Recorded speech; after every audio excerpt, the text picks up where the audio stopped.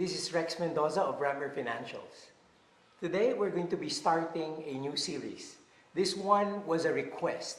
I've talked about this in many events and many of the times I got invited. And you know, it's this talk about simple steps to wealth creation.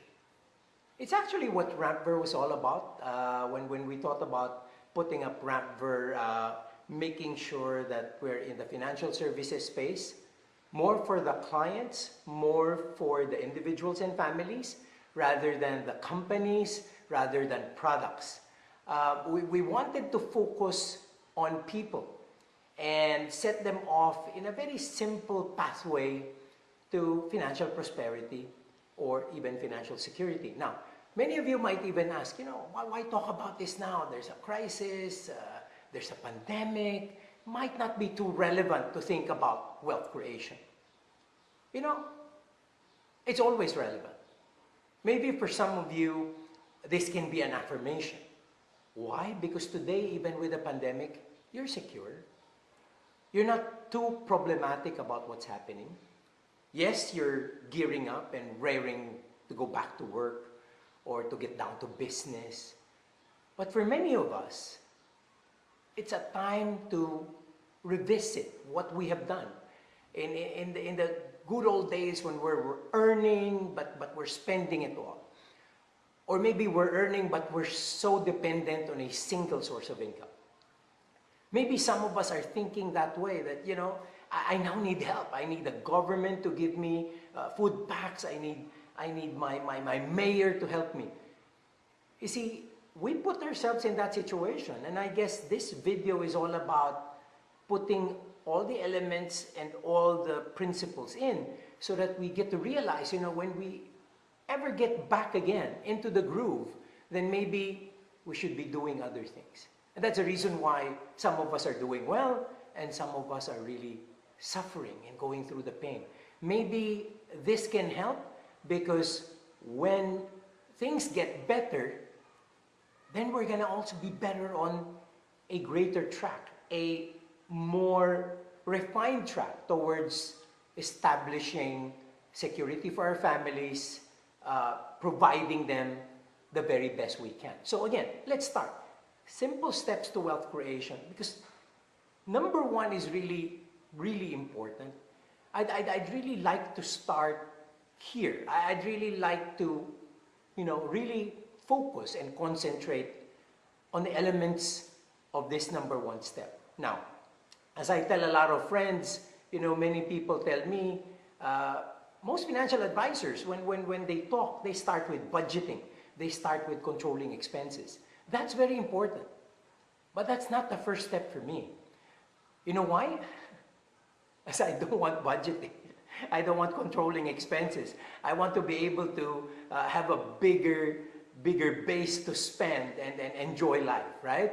So for me, instead of looking at the negative side and controlling the expense side, the first thing I do is expand the revenue side so that I have more to spend, I have more to enjoy.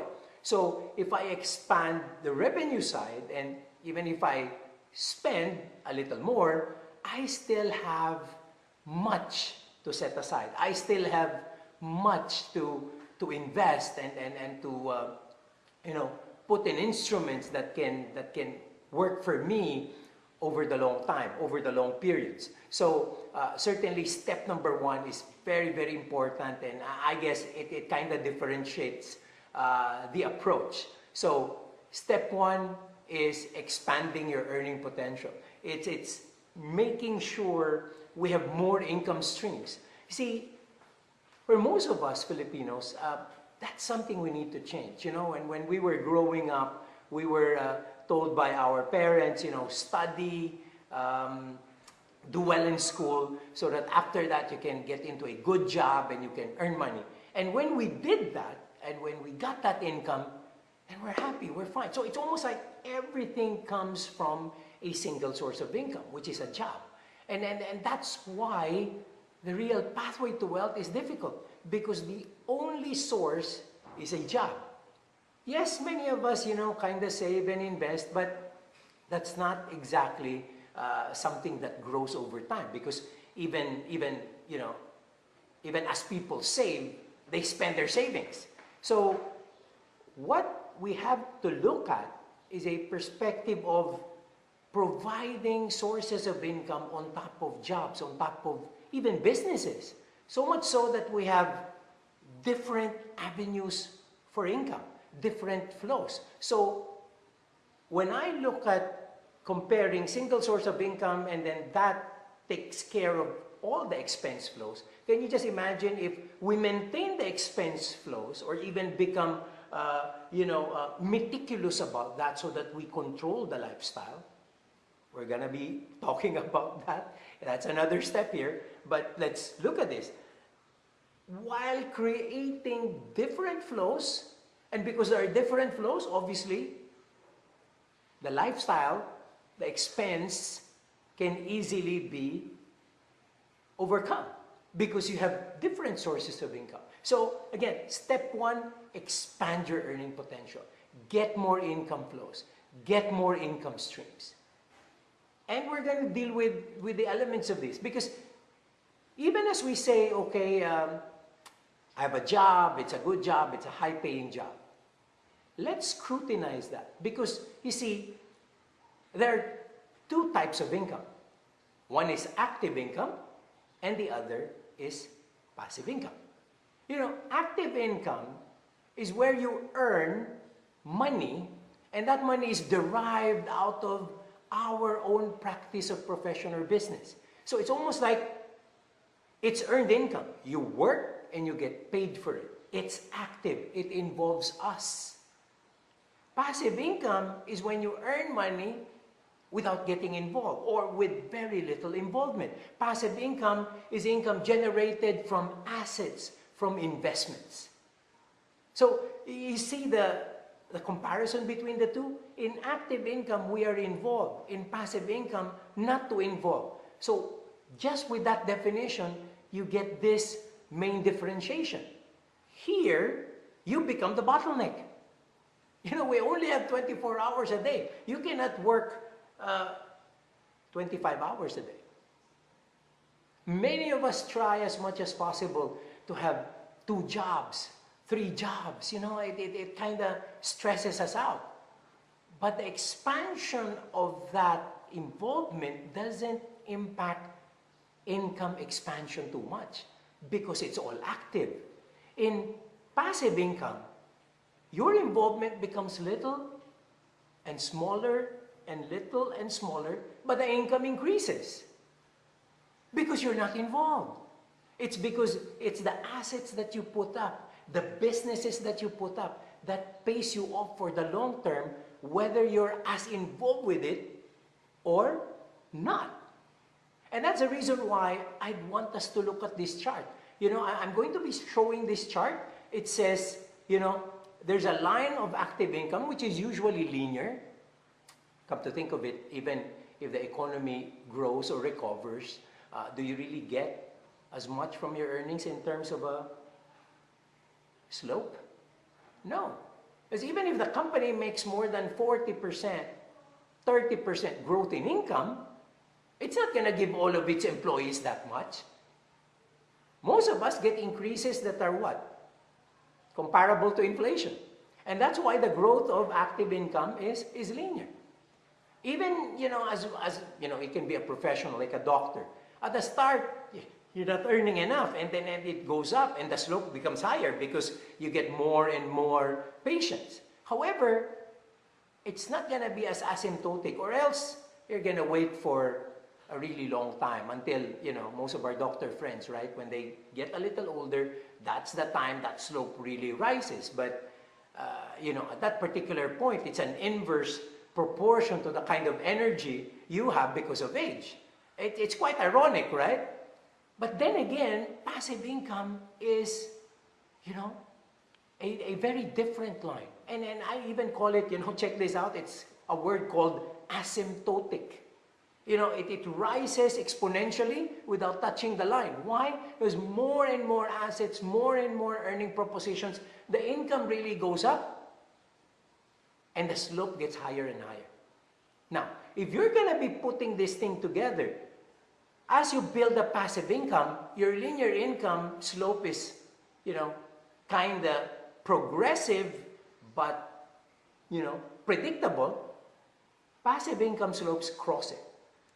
That crossover point is very, very important to many of us, because that crossover point, when your passive income equals or becomes greater than your active income, have a good choice. Will I continue working? Or will I let passive income,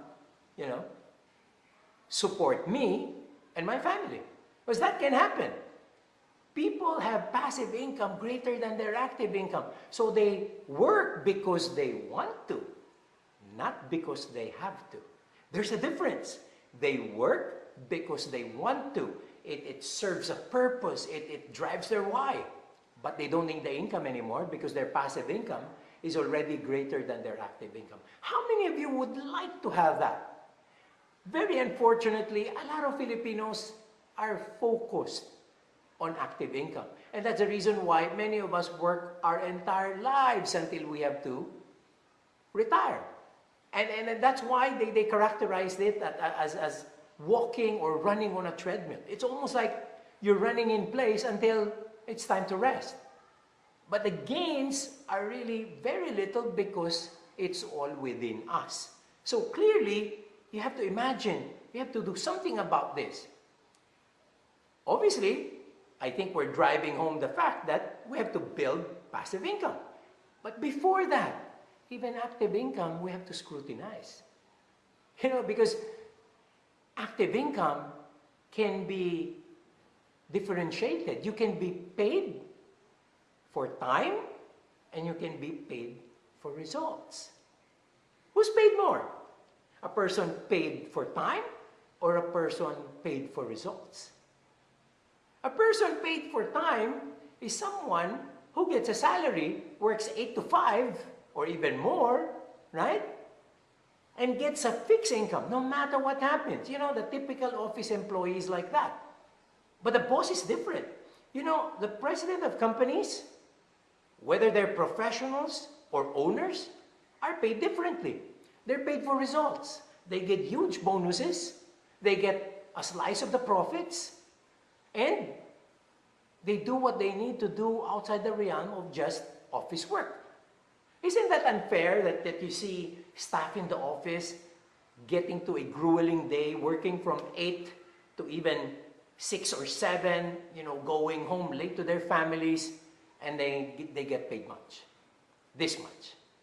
And then they do well, company does well, they get an increase of 5%, 6%.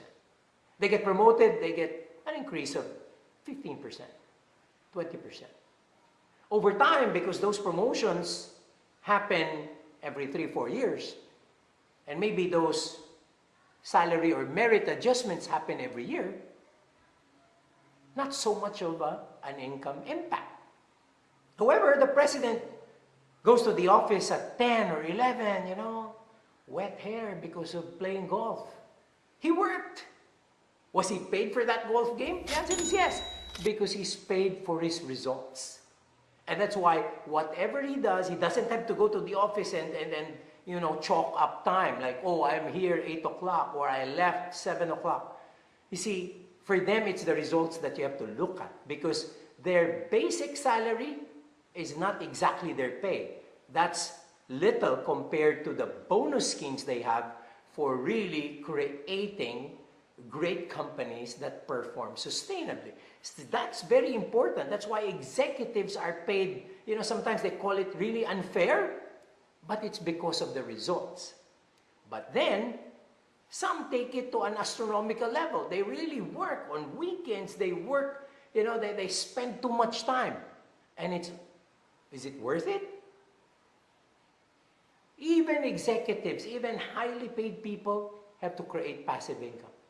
If they want to get into a time in their lives where they can relax but maintain their lifestyle, there has to be passive income that's going to augment the active income that's there.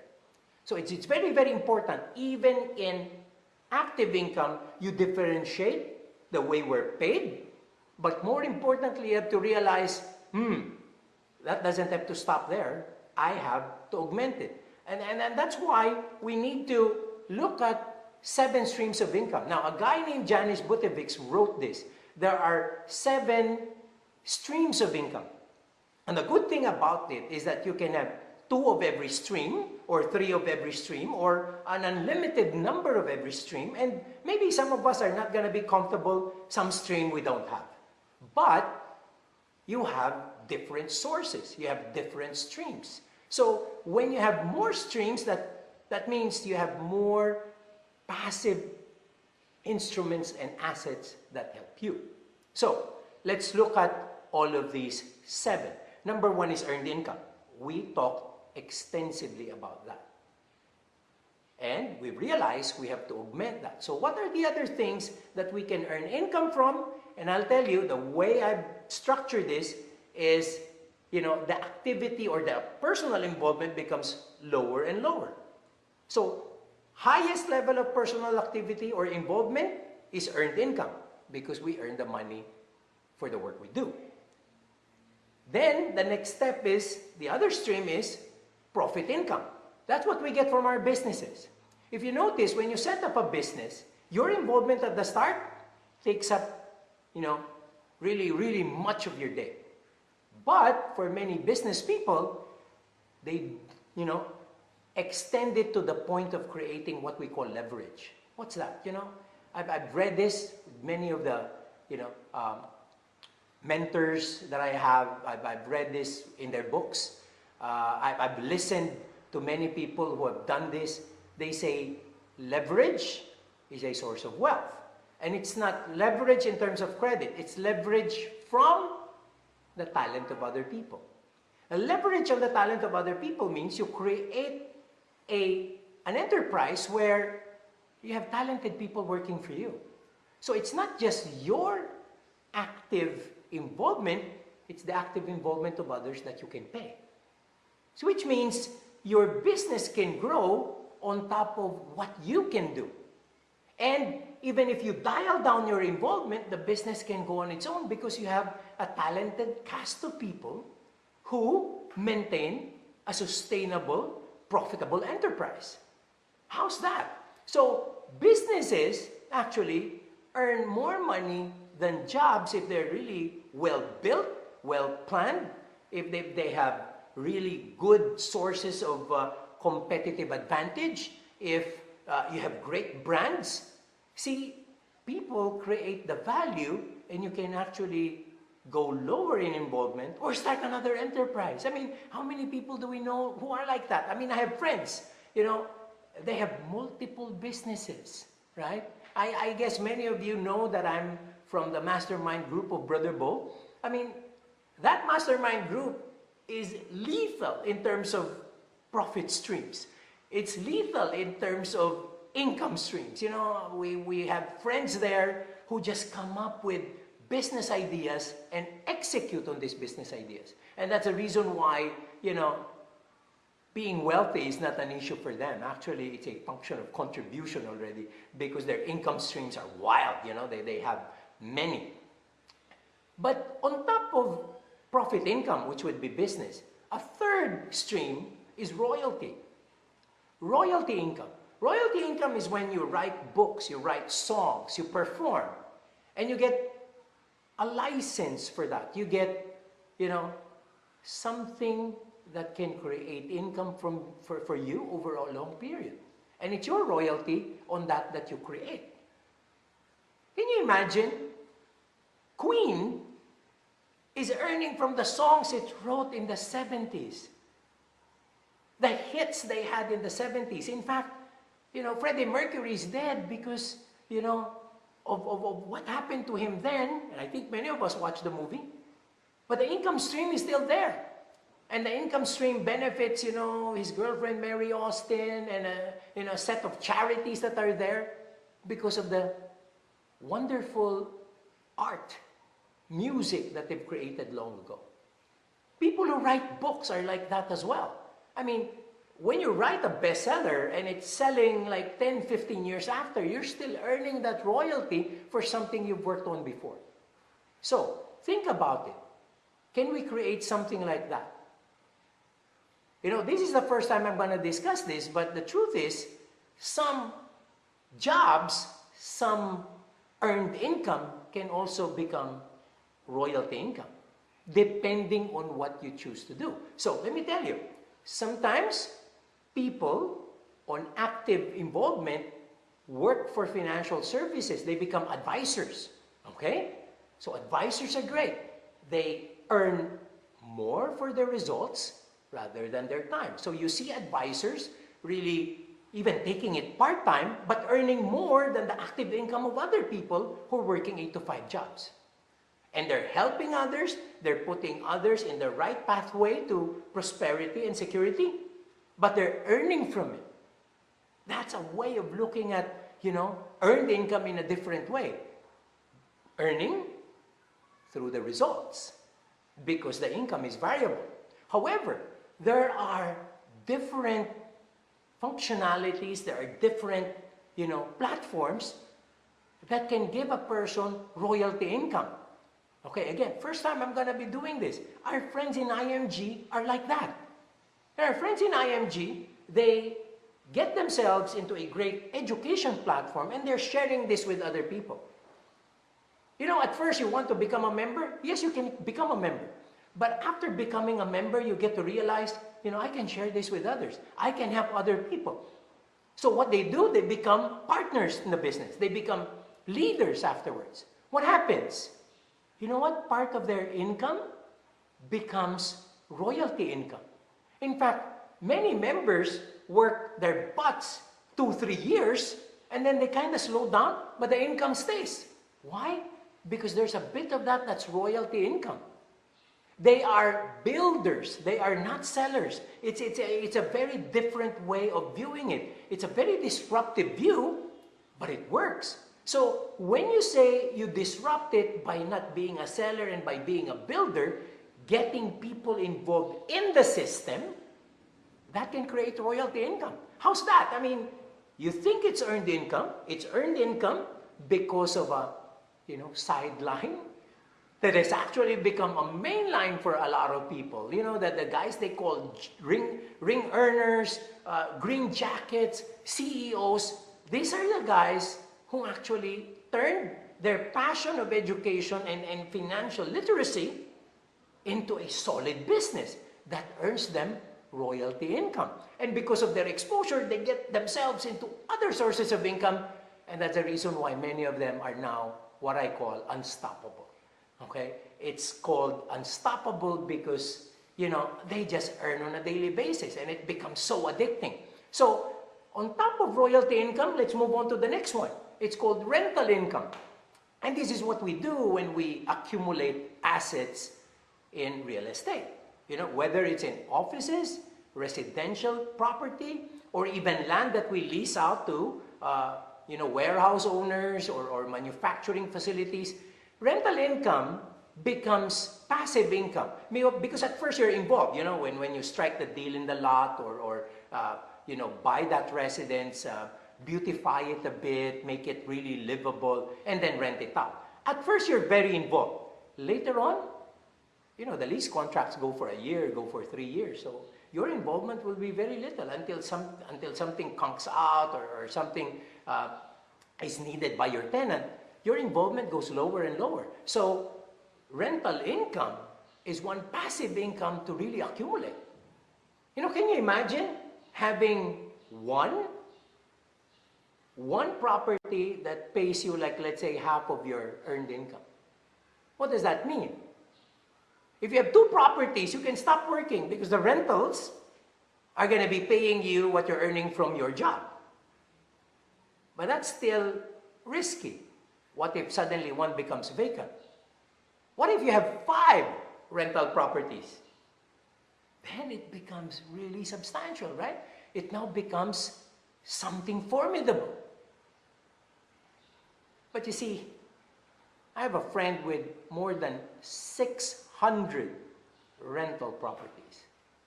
Can you imagine what kind of an income that is? 600. And I think many of you know him. You know, he's a great member of that mastermind group. He's our real estate guru. But can you imagine having 600? We can start with 1 and 2 and build it up from there. I guess there are no secrets because these guys teach other people. These guys share what they know. But the thing is, it's not in the sharing, right? It's in the receiving. How many of us listen to advice? How many of us really have good mentors? Many of us don't. Many of us watch YouTube videos that don't exactly contribute to the improvement of our lives. They're called simply entertainment. And quite frankly, pathetic, right? We only have ourselves to blame if we're like that. So, aside from this, where our involvement becomes little by little, let me give you the last three streams where your involvement is actually none at all. And these are interest income, dividend income, capital gains. So, come to think of it, what were the first 4 that I talked about? The first 4 we talked about earlier: earned income, profit income, royalty income, rental income. A bit of involvement, cascading downwards. However, interest income, dividend income, and capital gains, almost no involvement at all. And that's the reason why the curve of income goes really asymptotic, or just goes up and doesn't just touch that line. It's really, really steep at a certain point, because interest income is money we earn from placements in guaranteed instruments, right? Many of us have that: time deposit, certificate of deposits. They give you a stream monthly. Actually, the stream is daily. Actually, the stream is every minute. You just don't compute it that way, right? It's money working for you. Can you just imagine if you have enough so that the interest income is also enough to fend for your expenses? The thing with interest income, though, is because it's fixed income, it doesn't have too much of growth. In fact, the difficulty is, as you build up interest income from the base of fixed income investments that you have, there is a tendency for that to shrink in value because of the purchasing power of money. And I think we all understand that, right? So, that being guaranteed income can grow, but we need to position certain parts of our money for growth. And that's the reason why we will have to invest in stocks, why we will have to invest in more direct forms of business ownership. Because when we invest in businesses, whether they're listed in the market or not, they give us dividend income and they give us capital gains. So it doesn't have to be listed, ladies and gentlemen. Once you invest in businesses like a business of a partner, a business of a relative, or a friend, you're taking part of the potential income that that business can give you, and that can be dividend income. And there would be capital gains because that business can grow. That's clear for the stock market because everything's in a given system. So basically, as you buy a share of a company, you get dividends when they distribute income, and you get capital gains when the prices of those move. It's just that today, the market is so depressed that, we don't actually see the capital gains. There might even be people who will be locked up with capital losses. But that's temporary. The important thing is to have all of these sources, or a number of each source. See, as you build up income, you will realize your involvement becomes little, but the income goes up, which means there will come a point where you don't become the limit. It comes to a point where we can sleep and still earn money. I've seen a lot of posts like that, landlords earn while they sleep. Isn't that very true? You're the landlord, you own a host of properties. While you're sleeping, the properties earn money. That's the same case for businesses. That's the same case for, capital assets that can put you in a place where you can earn money while you rest and sleep. Now that we know the 7 streams of income, how do we now get into having more of these? I think the question becomes, okay, I know what those are. so how do I have more streams of income? And the crux of all of that lies in one question. What do you do on your spare time? Yes, the answer lies in what do you do in your spare time? Do you spend money or do you earn money? And I think for many, many Filipinos, spare time is associated with entertainment, associated with spending, being in the mall, watching a movie. So instead of earning money, we're actually spending it. But not a lot of people are like that. The people who position themselves for wealth, the position who, position themselves to accumulate, getting themselves into other sources of income to have streams of income for their future. They're the ones who differentiate, and they differentiate with the use of their spare time. And for many of us, it becomes a way of life. I'll tell you, numerous people out there were just waiting and raring to go back to work. Many of us thought it's just going to be for a week. Many people waited to get back to work. And then before we know it, it's become a month. And it's now almost 2 months and a half. So those people are still waiting to get back to work, waiting to get back to their single source of income. Whereas there are other people who thought, what can I do within this time? How can I grow within this time? How can I learn within this time? And maybe that positions them to watch different things, to get themselves into different activities, to earn, not to spend. See, I'm not even talking about just the ECQ, my friends. Even before the ECQ, Filipinos in general, we watch a lot of these telenovelas. We watch Ang Provinciano. How does that impact your income? People are going to say, Rex, no, sorry, sir. I'm resting, I'm relaxing. Really? If you want to rest, sleep. It's a better way of resting. When you watch all of these, telenovelas, films, you get emotionally involved. And I'll tell you, there are times when you were more stressed than Cardo. You were more stressed than the actors on screen. So instead of dealing with that and putting all of that stuff, and I'll tell you, 3 hours a day, on the average, 7 days a week would be spent that way, which means 9 weeks of productive time. Really getting into more of these entertainment and spending rather than earning. So there were people who focused themselves on just, getting themselves into opportunities. And even within this ECQ, you see, as I say, it's a way of life. So I see a lot of friends thinking, I cannot work, or my business is shut down. What can I do? So some people pivoted their businesses. People who were in fashion, they're now making PPEs. People who were supplying and trading certain products, they're now supplying masks, supplying disinfectants. All of a sudden, they just turn their business around. Very, very important. One member of the mastermind group, with that ingenuity and creativity, created Lola Move. Check it out. Lola Move by Lola Lena. Great business. Facebook, done. And, he did it in a way that actually entertains himself. So earning money is just basically a byproduct of it. He just wanted to unleash his creativity and his entrepreneurial genius.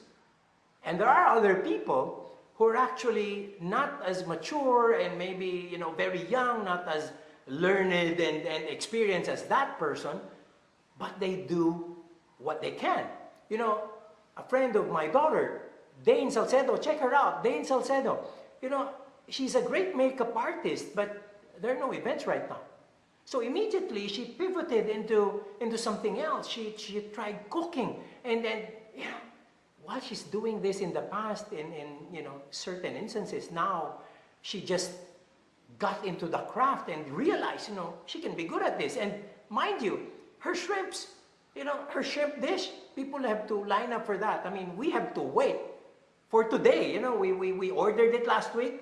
We're just going to have it today. So there are people who are like that. Now, put yourself in that same frame of mind. Will you think about how to spend your time and just while it away? Or would you think about how to grow and how to expand your sources of income? How you get yourself into new streams of income so that you have a bigger, wider base. Again, what do you do on your spare time? When you get to answer that question and when you look at all of your options, it can actually change your life. It can actually give you a better foothold of your talent, better foothold of the purpose you might have. And you see, on top of just providing the very best for our families, it can also give us an avenue towards realizing what we are here for. Why are we in this world for? What difference can we make in other people's lives? You see, it's not about business and profiting from business, ladies and gentlemen. It's more of how I contribute to my world, how I share my God-given talent, how I make a difference, how I create impact in the lives of other people. Yes, streams of income follow, we get to earn, but most important thing is that those are byproducts. The byproducts of the talent we share to the world. Now, as we deal with the streams of income and we grow them, that doesn't necessarily mean that we're going to be wealthy. It's not what you earn, it's what you keep. And that's the reason why the 4 succeeding steps on this simple path to wealth creation is very important. And sorry, you'll have to wait for the next videos that will be discussing the 4 other steps. Till then, thank you so much. I'll see you again soon. God bless.